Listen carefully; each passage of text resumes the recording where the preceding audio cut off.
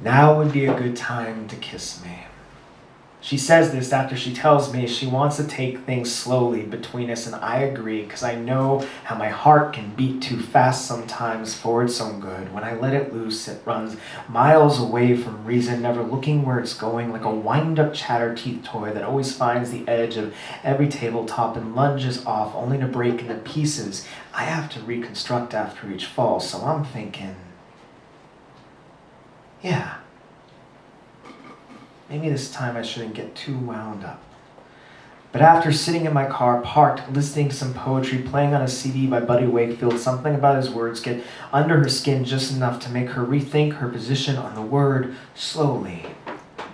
She grabs my attention like an earthquake, shattering the foundation of my resolve when she says, "Now would be a good time to kiss me."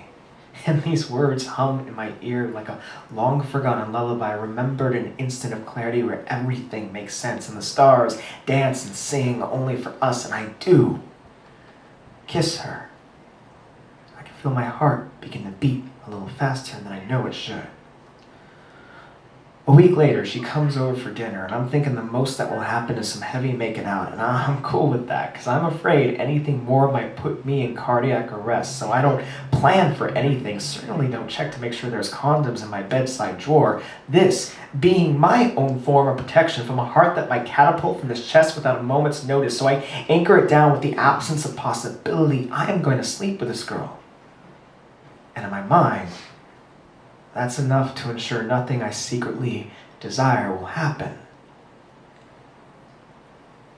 But she has other plans. She walks through my door in a dress that plays seduction like a saxophone, so hot on her she could melt the whole continent of Antarctica from light years away while standing...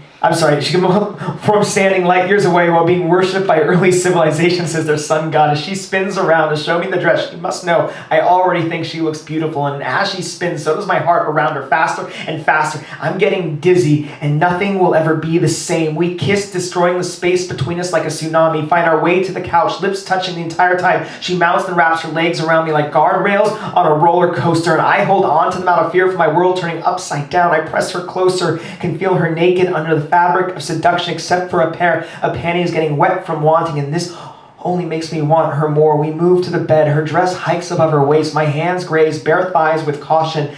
I read her skin like a map in braille, tell me where I can travel, where my destination lies. An X marks the spot where she wants me inside of her. Her dress comes off. My clothes follow suit, and luckily, she brought a condom.